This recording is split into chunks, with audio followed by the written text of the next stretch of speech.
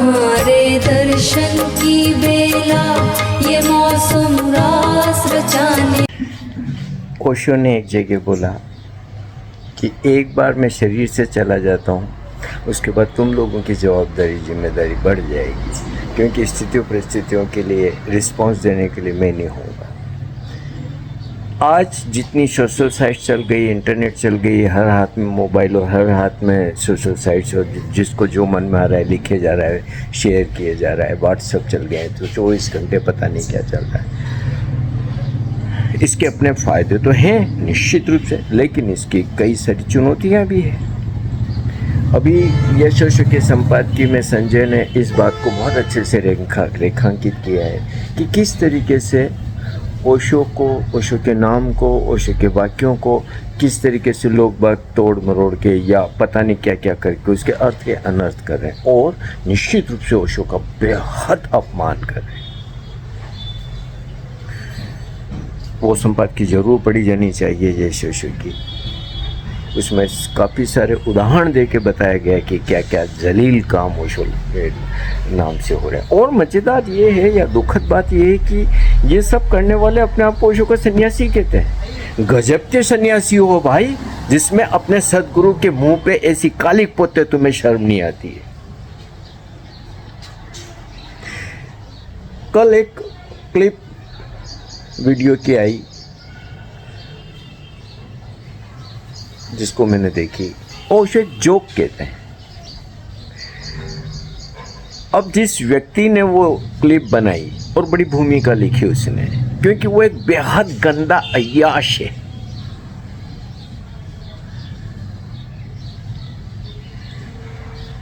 और अपनी दुकानदारी तो चला ली उसने। उस अय्याश ने घटिया दमिक और क्रूर अय्याश ने ओशो का एक जोक डाला और भूमिका लिखी कि ऐसा ओशो का क्रांतिकारी प्रवचन जिसे सुन के कई लाखों ओशो के शिष्य भाग खड़े हुए और पता नहीं क्या क्या। पहली तो बात, वो ओशो का प्रवचन नहीं, वो जोक, चुटकुला। ओशो अनेक चुटकुले सुनाते रहे। जिस संदर्भ में वो क्या बात बोल रहे थे, उस संदर्भ में उनकी वो कहानियाँ, वो कविताएं, वो चुटकुले बड़े अर्थ रखते हैं, किसी चीज़ को रेखांकित करते हैं। लेकिन उस संदर्भ से, उस प्रवचन से हटा के अकेले जोक को निकाल देना या अकेले कुछ भी को डाल देना अर्थ के अनर्थ भी कर सकती है। अब उस अय्याश ने इस जोक को डाला इस भूमिका के साथ कि यह क्रांतिकारी, इसमें क्रांतिकारी जैसा क्या है भैया, अंग्रेजी में है वो, और उसको सुन के क्यों भाग जाएंगे ओशो के शिष्य।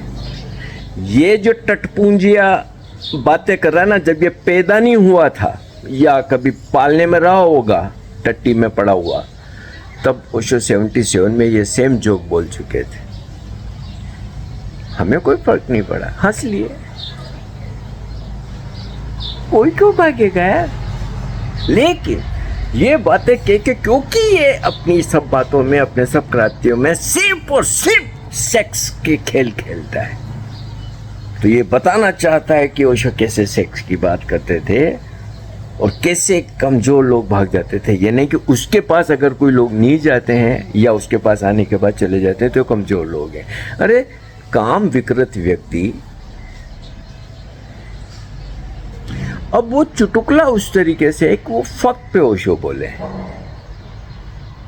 और कई उसके अलग अलग अर्थ दिए, मजा आता है उसको सुनने में। अब होता क्या है, जो चीज मेरे को बेहद आहत कर गई कल जब देखा, तो उस हरामजादे ने उस जोक के नीचे हिंदी अनुवाद पट्टियों में लिखा। अब उस जोक में बार बार फक का नाम आता है। हर बार उस फक के साथ वो हिंदी का जो एक बेहद भद्दा अश्लील वर्ड है, शब्द है, वो लिखा उसने, सोच जो भी कहते हैं उसको।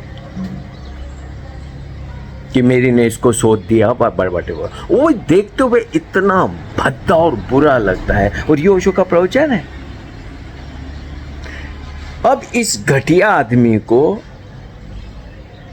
इस काम विकृत मानसिक रुग्ण व्यक्ति को ये पता नहीं है कि जब अनुवाद की बातें होती तो ओशो ने बोला था कि मेरे अंग्रेजी के चुटकुलों को हिंदी में अनुवाद मत करो। ये स्पष्ट मना किया उन्होंने, क्योंकि जब इंग्लिश में सुनाने पे इंग्लिश के शब्द अलग तरीके से चलते हैं, इंग्लिश के जो पूरा एक ढंग होता है वो पूरा अलग होता है।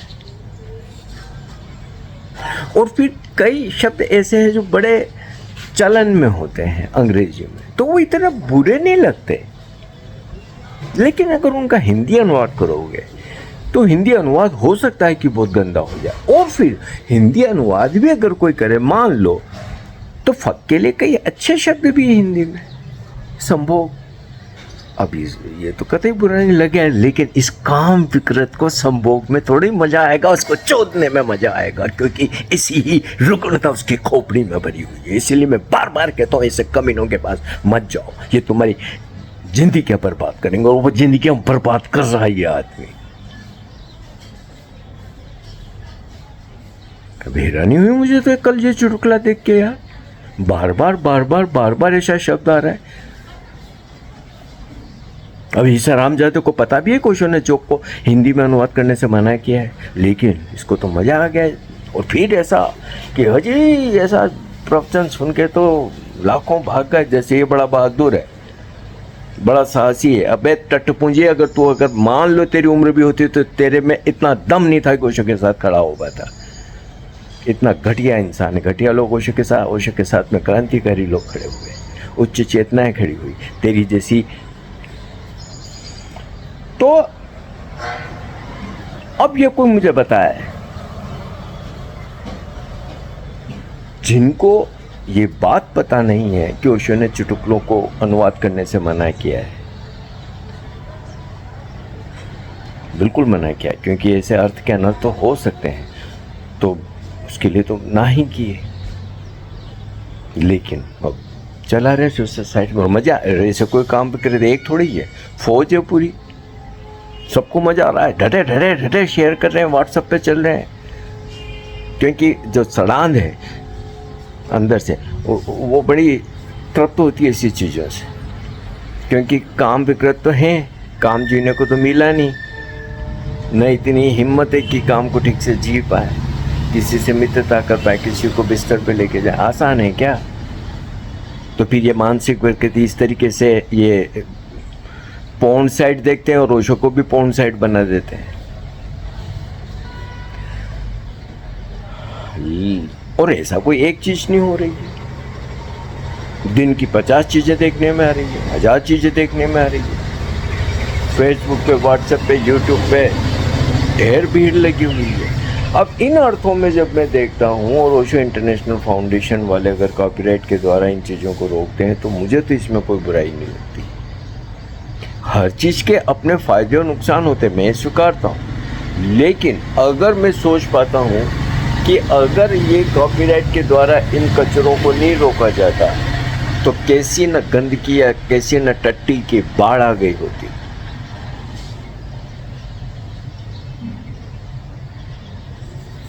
कल रात को जब मैंने देखा, ये निश्चित रूप से मुझे बेहद, मैं सोचता हूँ सोशल साइट्स पर ओशो के बारे में बुरा से बुरा और गंदा से गंदा जो भी मैंने देखा होगा, कल जैसे क्लिप का तो मैं कभी अंदाजा भी नहीं लगा सकता था कि कोई इतना घटिया कर सकता है। तुम कैसे सोशल साइट्स पे ओशो की वीडियो चल रही हो, नीचे चोद चोद चोद लिखे जाते हो यार, और बड़े साहसी बन रहे हो। फिर तो दिखाओ ना अपने आश्रम में पोर्न फिल्में, बनो और भी साहसी। क्यों दिखाते हो ओशो का कोई वीडियो?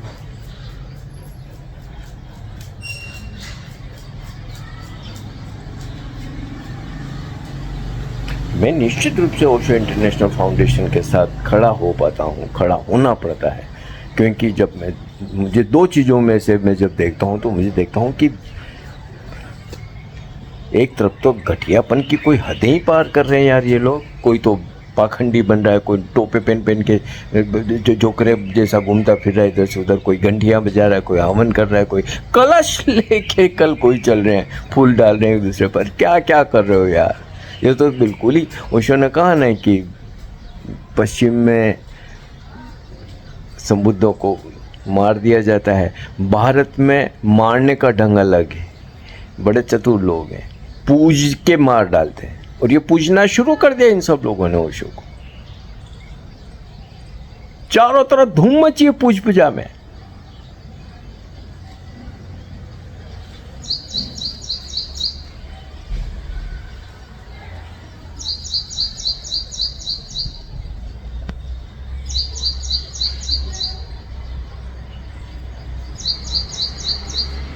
ओशो को पढ़िए, ओशो को सुनिए, ध्यान करिए। ओशो जब कहते हैं यूज योर इंटेलिजेंस, तो अपने इंटेलिजेंस का उपयोग करिए। किसी भी तरीके की घटिया चीज़ का समर्थन मत करिए। अपनी वॉल पे या व्हाट्सएप के द्वारा ऐसी चीज़ें आगे शेयर मत करिए, उसे रोकिए। जैसे मैं देखता हूँ उसी वक्त मैं रोकता हूँ, उसी वक्त मैं उसका लॉजिकल हल देता हूँ। अब जैसे कि कुछ दिनों पहले किसी ने एक ओशो का प्रवचन डाल दिया जिसका शीर्षक था आत्महत्या प्रकृति का अनादर है, और जब मैंने उसको पढ़ा तो मुझे लग गया ये अनुवाद गड़बड़ हुआ है। वो हिंदी तो ओशो की थी नहीं, मैंने उसी वक्त लिखा, मैंने कहा ये अनुवाद गलत हुआ है, ऐसा ओशो नहीं बोलते हैं। अब मुश्किल ये होती है कि अहंकार ऐसा कि थोड़ा सा बताओ तो उसी वक्त डिफेंस में आ जाते, माँ बिना करने आ जाते। अरे यार कोई बात हो रही, विचार विमर्श कर रहे हैं, उसमें किसी को हराना और किसी को जीताना थोड़ी है ना। हटा भले बताइए आपके क्या काम हुआ है। और वो किताब जब उनने मुझे बताया बी स्टिल एंड नो, हमें पता है पुराना प्रवचन है ये।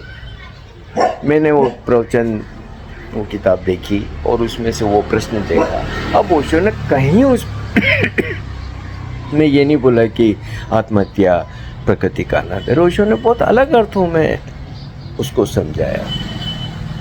मैंने वो इंग्लिश का पूरा डाला, मैंने कहा भाई ये ऐसा है, ये अनुवाद तुमने बहुत गंदा कर दिया है, अर्थ का अनर्थ हो रहा है इस अनुवाद में। लेकिन ऐसा नहीं कि हाँ यार या उसको डिलीट करे जा रहे हैं शेयर।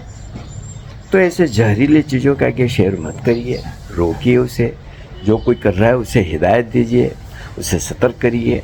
ये हम सबकी जिम्मेदारी है, जवाबदारी है। और ऐसे जो भद्दे और कमीने लोग हैं, काम विकृत, जिनके जीवन में सिवाय सेक्स के कुछ भी नहीं है, वो सिर्फ और सिर्फ सेक्स के लिए ओशो के नाम का उपयोग कर रहे हैं। चाहे वो आश्रम बनाए कि वो चाहे जो भी बनाए कि वो बात बड़े करके कुछ भी करे, उनको सिर्फ लड़कियों से लेना देना है। वासनाग्रस्त लोग हैं और अपनी वासना को पूरी करने के लिए ओशो का उपयोग कर रहे हैं। इतनी भी हिम्मत नहीं जो कि अपने दम पे किसी लड़की को दोस्त बना ले। अगर ये बाल और ये टोपे और धोपे बढ़ा दे तो कोई नहीं पूछे इनको, वेश्या तक इनको अपने पास नहीं आने देते, सड़े और गंदे लोग हैं।